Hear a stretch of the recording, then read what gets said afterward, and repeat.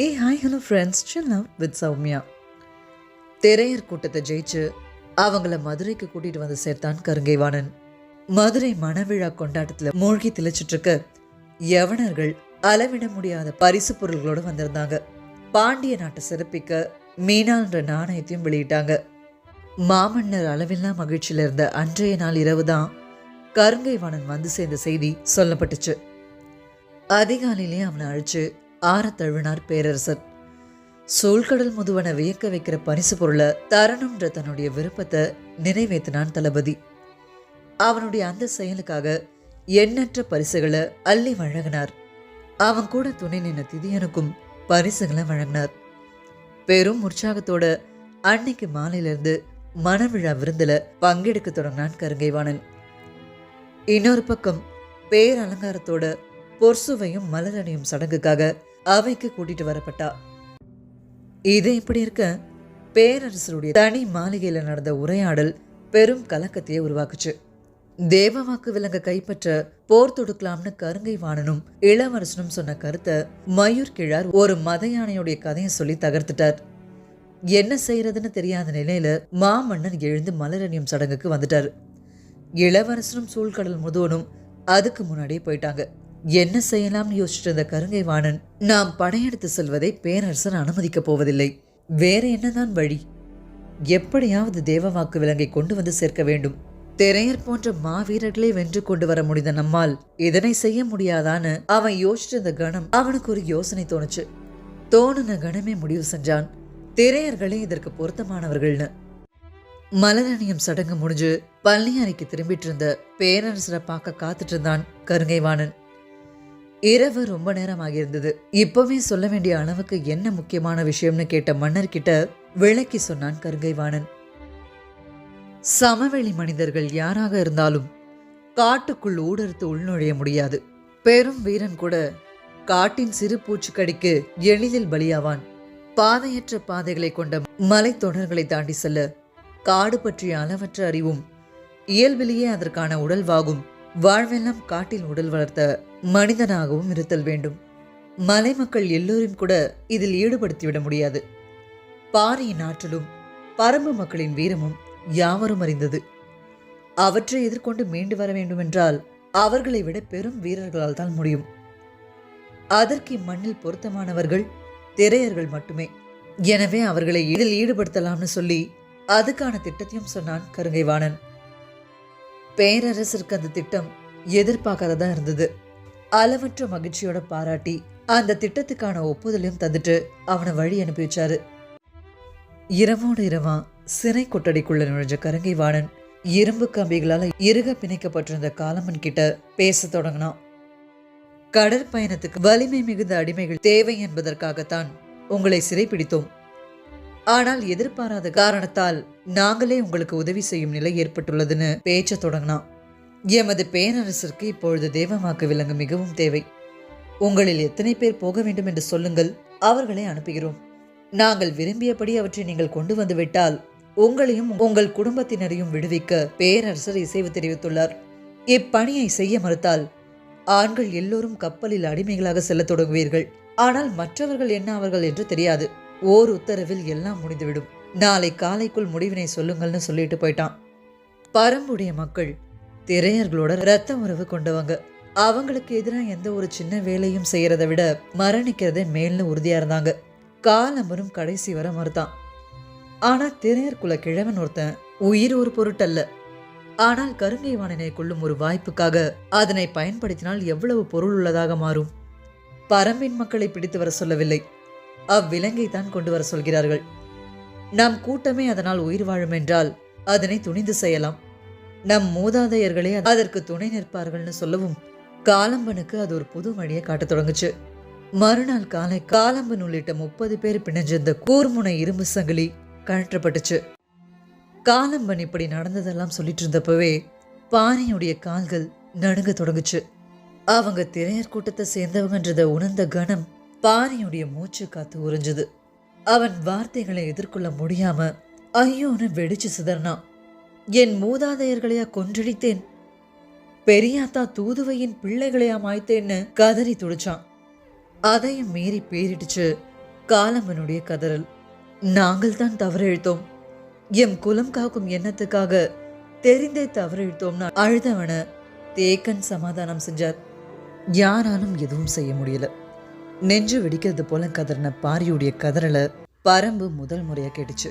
காலம்பனை தன்னுடைய மார்போட அணைச்சு பிடிச்ச தேக்கன் பாரிய பார்த்து கையெடுத்து வேண்டினார். கதறாதே, நீ பரம்பின் தலைவன். உனது கண்ணீரை இம்மண் அறியக்கூடாது.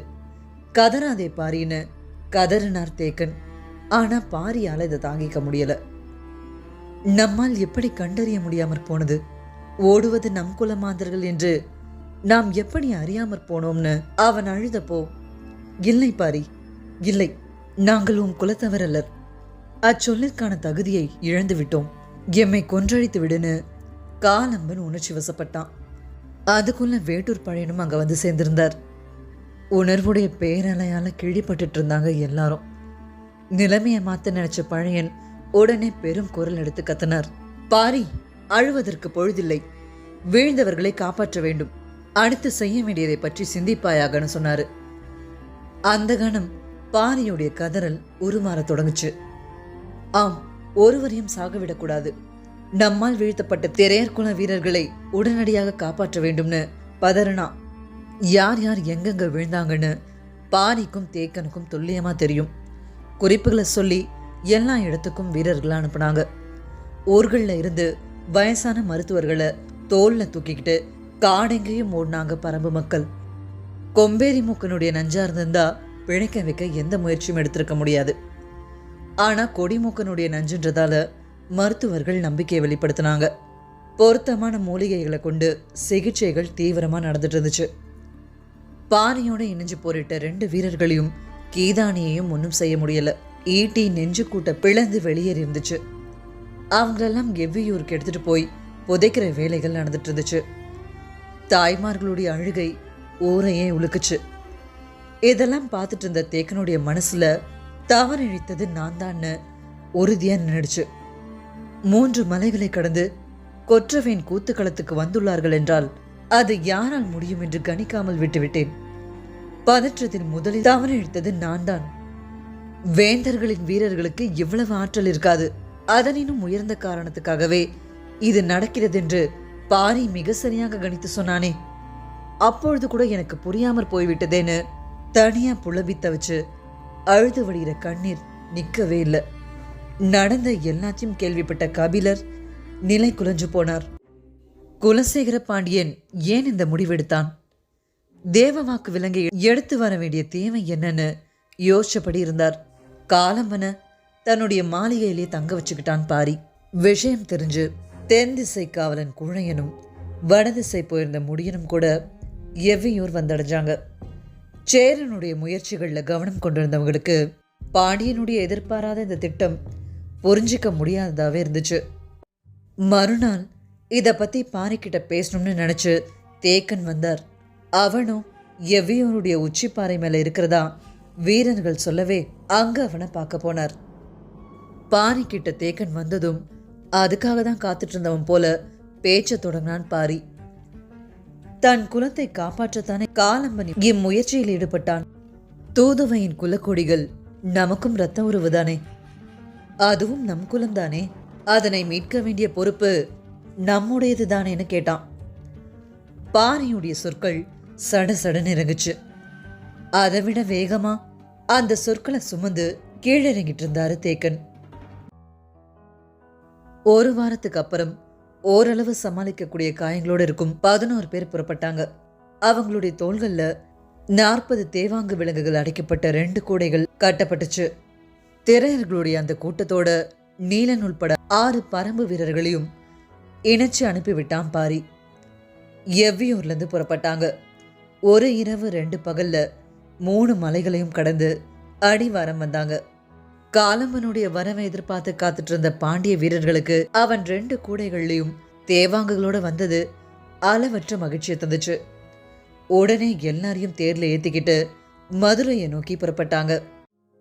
மணவிழா முடிஞ்சு 3 வாரங்கள் ஆகியிருந்த நிலையில மதுரை இயல்பு நிலைக்கு திரும்பிட்டு இருந்துச்சு. பொற்சுவை இப்போ பாண்டிய குல இளவரசி. இவங்களுடைய குல வழக்கமும் அரச விதிகளும் அவ்வளோ சுலபமா புரிஞ்சுக்க கூடியதா இல்ல. ஒரு பேர் இயக்கத்துக்கு நடுவுல சிக்கி நகர சிற்றுயிரா தன்னை உணர்ந்தா. அவளுடைய கண்கள் எப்பயும் தேடுறது சக்கரமாக பறவைகளையும் சுகமதியையும் தான். 3 வாரம் ஆகிடுச்சு அவளை பார்த்து. துறைமுகத்துக்கு வணிக குடும்பங்களோட அவளும் புறப்பட போற நேரத்துல பொர்சுவைய ஒரு முறை பார்த்துட்டு போக அரண்மனைக்குள்ள வந்தா. சுகமதிக்காக காத்துட்டு இருந்த பொர்சுவை மலர்ந்த முகத்தோட அவளை அணைச்சு வரவேற்றா. மதுரைக்கு வந்ததுல இருந்து பொர்சுமையுடைய முகம் எவ்வளவு மலர்ந்து யாரும் பார்த்ததில்ல. சுகமதி திகச்சு போனா. எளிதில் மயங்கி மகிழும் பெண் அல்ல பொர்சுவை. அப்படி இருக்க அவளின் முகத்தில் இருக்கும் இந்த மகிழ்வின் காரணம் என்னன்னு சுகமதிக்கு பிடிபடாம சக்கரமாக பறவை கூண்ட இயல்பா பார்த்தபடி திரும்ப கூண்டுக்குள்ள பறவைங்க இல்ல. அது எங்கன்னு அவ கேட்க வாய் எடுத்தப்பவே, ஆம் சுகமதி, பறந்து விட்டனன்னு பொர்சுவை சொன்னான். அவ முகத்துல எந்த கவலையும் இல்லாததை பார்த்த சுகமதி, சரி, மணவிழா எல்லாத்தையும் மறக்க வச்சு புது உலகத்தை காட்ட தொடங்கிருக்கு போலன்னு நினைச்சுக்கிட்டவ, எப்பொழுது பறந்தன இளவரசின்னு கேட்டா. எனது திருமணம் முடிந்த 7ஆம் நாள் இரவு அவை பறந்து விட்டனன்னு பதில் வந்துச்சு. நீங்கள் பார்த்தீர்களான்னு கேட்கவே, இல்லை, அன்றிரவு தான் அயர்ந்து தூங்கினேன்னு சொன்னா. 6 நாட்களும் தூங்காமலா இருந்தீர்கள்னு நக்கல் கலந்த தோரணையில, அது சரி, புதுமண பெண்ணுக்கு தூக்கம் எப்படி வரும்னு தனக்கு தானே சொல்லி சிரிச்சபடி கார்காலத்து பள்ளியறையோட வியப்புல மூழ்கினா சுகமதி. எதை பார்த்து வியந்து நிற்கிறாய் சுகமதின்னு கேட்க, வெண்பட்டால் ஒளி மிதக்கும் இவ்வளவு அகலமான படுக்கையை நான் பார்த்ததே இல்லை இளவரசின்னு சொன்னான். உனக்கு மனமாகும் பொழுது சின்னஞ்சிறு கட்டிலில் படுக்கையை அமைத்துக் கொள்ளு பொர்சுவை சொன்னான். எதுக்கு அப்படி சொல்றான்னு புரியாம சுகமதி அவளை பார்த்தப்போ பொர்சுவை தொடர்ந்தா. கணவன் மனைவிக்கான அகவாழ்வுக்கு அகன்ற படுக்கையை போல் இடையூறான இன்னொரு பொருள் எதுவும் இல்லை. காதலுக்கு தேவை கட்டிலின் அகலம் அல்ல. இது பறக்க வேண்டிய இடம் அல்ல, புதைய வேண்டிய இடம். அது தெரியாத மூடர்களே அறையில் பாதியை கட்டிலாக செய்கின்றனர் சொன்னா. பொர்சுமையுடைய விளக்கம் சுகமதிய மயக்குச்சு. கட்டில் செஞ்ச கலைஞன் மேல அவளுடைய கோவத்தை நினைச்சு வாழ்க்கையுடைய இன்னொரு வாசல் வழியா உள் நுழைஞ்சிட்டாங்கன்னு உள்ளுக்குள்ள பொர்சுமைக்காக சந்தோஷப்பட்டா சுகமதி. அந்த அறையை விட்டு வெளியே வந்தவ சக்கரமாக பறவை கூண்டு கிட்ட நின்னபடி, மழையோடு வந்த பறவைகள் மழை நிற்கும் போது மழை பெய்யும் பகுதிக்கு மழையோடு சேர்ந்து போய் விடுகின்றனன்னு சொல்லவும், ஆனால் மழைக்காலம் இன்னும் முடியவில்லையே, அதற்குள் ஏன் பறந்து விட்டனன்னு சுகமதி கேட்டா. சுகமதிய தன்னுடைய அசட்டு சிரிப்பான எதிர்கொண்ட பொர்சுவை சொன்னா, படுக்கையில் தனித்திருக்கும் ஒருத்தியை எத்தனை இரவுகள் தான் அவற்றால் பார்த்து கொண்டிருக்க முடியும்னு. அதிர்ந்து போனா சுகமதி. அப்போ அது வரைக்கும் பேசின வார்த்தைகளுக்கும் மலர்ந்து இந்த அவளுடைய முகத்துக்கும் காரணம் இதுதானு தெரிய வரவும் நடுங்கி போனா சுகமதி. இன்னொரு பக்கம் தேவாங்குகளை கொண்டு வந்துட்டு இருக்க திரையர்களுடைய தேர் மாலைக்குள்ள கோட்டையுடைய மேற்கு வாசலுக்குள்ள நுழையுன்ற செய்தி முன்னாடி வந்த வீரன் சொன்னான். இளவரசன் புதிய வெப்பன் மகிழ்ச்சியோட உச்சத்துல இருந்தான். வெற்றி செருக்கோட அவங்களுடைய நுழைவை எதிர்பார்த்து காத்துட்டு இருந்தான் கருங்கைவாணன். இளமருதன், செவியன், கோட்டை தளபதி சாகலைவண்ணு எல்லாருமே அங்க கூடியிருந்தாங்க. பேரரசர் குலசேகர பாண்டியன இவ்வளவு மகிழ்ச்சியோட யாரும் பார்த்ததில்ல. மேல் மாடத்துல நின்றுட்டு இருந்தவர் பக்கத்துல சுகந்தரும் இருந்தார். உலகில் எங்கும் இல்லாத முத்துக்களை உடையது பாண்டிய நாடு. என்ன விலை கொடுத்தேனும் அம்முத்துக்களை வாங்கி மகிழும் யவனர்கள். இவை இரண்டுக்கும் இடையில் பரவியிருக்கும் பெருங்கடலை விடாது கடக்கும் வணிகர்கள்.